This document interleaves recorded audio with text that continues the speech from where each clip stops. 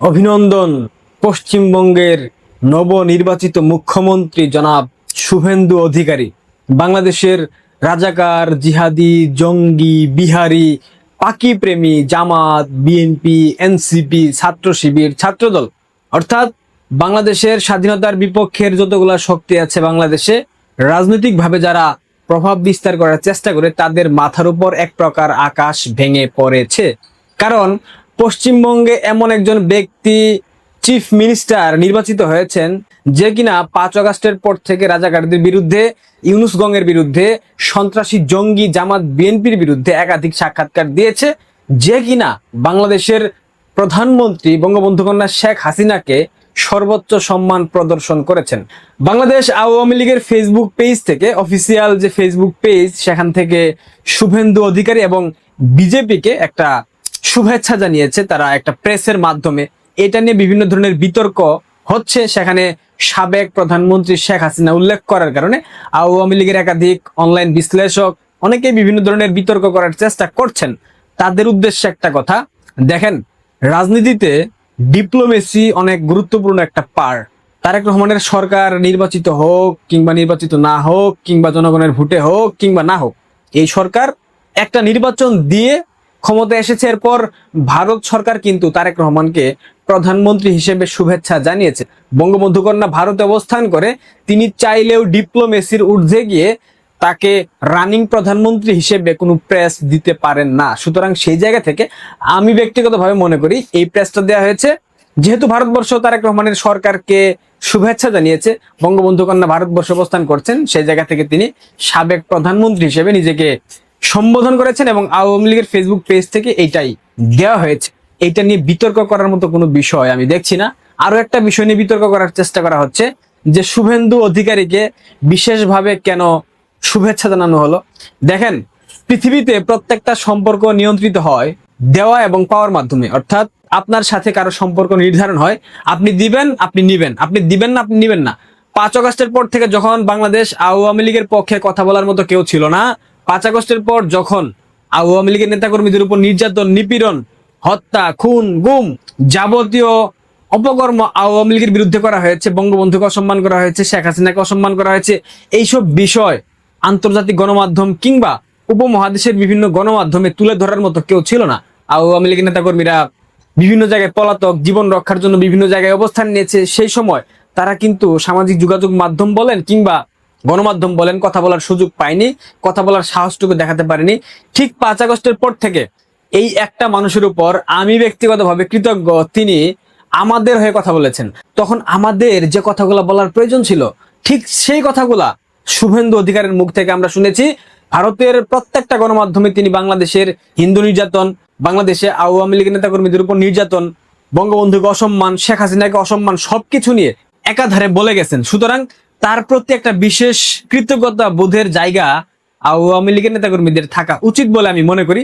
সেই জায়গা থেকে বাংলাদেশ আওয়ামী লীগের অফিসিয়াল ফেসবুক পেজ একটা প্রেস বিজ্ঞপ্তির মধ্য দিয়ে শুভেন্দু অধিকারী এবং বিজেপিকে পশ্চিমবঙ্গে সরকার গঠন করার জন্য শুভেচ্ছা জানিয়েছে। এইটাকে আমি বাজেভাবে দেখছি না, এটা চমৎকার। এবং কেন জানিয়েছে সেটা নিশ্চয়ই আপনারা বুঝে গেছেন। শুভেচ্ছা জানানোর কয়েক ঘন্টার ব্যবধানে শুভেন্দু অধিকারীকে পশ্চিমবঙ্গের মুখ্যমন্ত্রী হিসেবে ঘোষণা দেওয়া হয়েছে। আনুষ্ঠানিক ঘোষণা বাকি আছে, আমি যখন ভিডিওটা বানাচ্ছি এর মধ্যে হয়তোবা ঘোষণা হয়ে গেছে।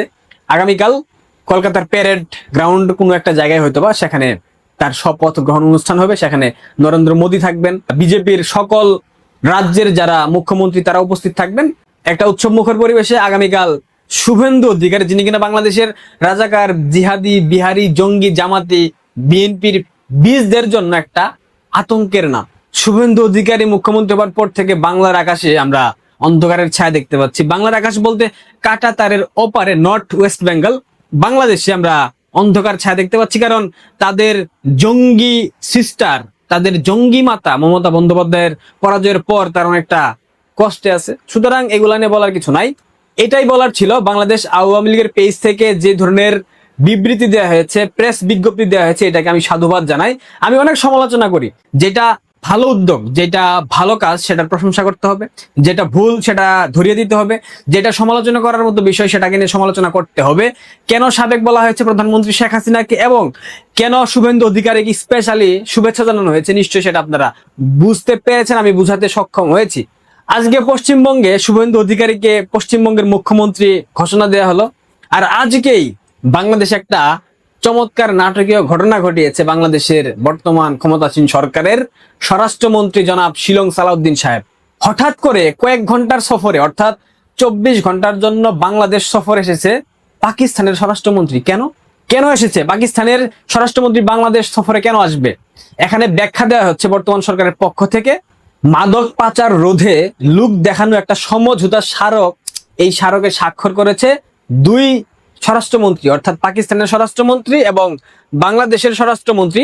এখন আমার একটা প্রশ্ন, মাদক পাচার রোধ কিভাবে ঠেকাবে? বাংলাদেশের সাথে কি পাকিস্তানের সীমান্ত আছে? বাংলাদেশ এবং পাকিস্তানের মধ্যে কি মাদক পাচার স্থলপথে হয়? জলপথে হবার একটা সম্ভাবনা আছে, থাকে কিংবা হয়, সেটা অনেক সুদূর প্রসারী। তাহলে সেক্ষেত্রে স্থলপথে মাদক পাচার রোধে সমঝোতা স্মারকে স্বাক্ষর করতেছে দুই দেশের স্বরাষ্ট্রমন্ত্রী, এটা কি নাটক না?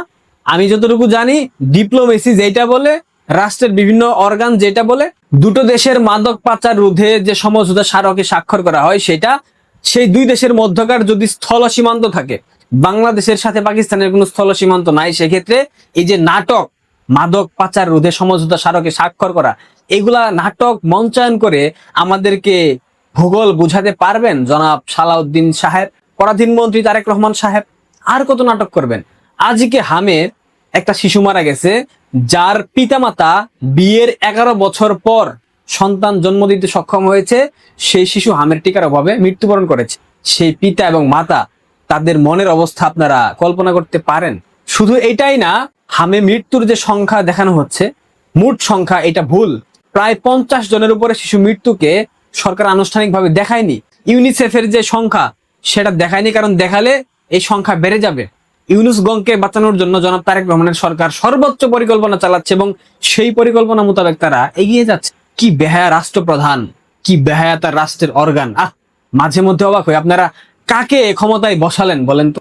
যাই হোক, বাংলাদেশের টিটিপির যে সন্ত্রাসীরা ঘাঁটি গেড়েছে, যেই টিটিপির সন্ত্রাসীদের ব্যাপারে বিভিন্ন গণমাধ্যমে গত কয়েকদিন পূর্বে সংবাদ হয়েছে, বাংলাদেশের বিভিন্ন বাহিনী, সশস্ত্র বাহিনী, পুলিশ, সেনাবাহিনী, র্যাব, বিজিবি, বিমান বাহিনীতে যে টিটিপির জঙ্গিরা প্রবেশ করেছে এবং এইসব বাহিনীর সদস্যরা যে টিটিপির সাথে সম্পৃক্ত, এবং সশস্ত্র বাহিনীর 50 জনকে গ্রেফতার, পশ্চিমবঙ্গে বিজেপির ভূমিধস জয়, এইসব ঘটনা প্রবাহের আলোকে মূলত পাকিস্তানের স্বরাষ্ট্রমন্ত্রী বাংলাদেশ সফরে এসেছে বিভিন্ন বিষয় জানার জন্য। কারণ এই সরকার তো বুঝেনি পাকিস্তানের সাথে তাদের একটা চমৎকার সম্পর্ক আছে। অর্থাৎ সর্বোপরি বিজেপির জয় পশ্চিমবঙ্গে, টিটিপির সন্ত্রাসীদের বাংলাদেশে অবস্থান, সশস্ত্র বাহিনীতে টিটিপির সদস্যদের অবস্থান, বাংলাদেশের সশস্ত্র বাহিনীর 50 জন সদস্যকে গ্রেফতার, এই ঘটনা প্রবাহগুলা নিয়েই মূলত কথা বলার জন্য পাকিস্তানের স্বরাষ্ট্রমন্ত্রী বাংলাদেশে 24 ঘন্টার সফরে এসেছে।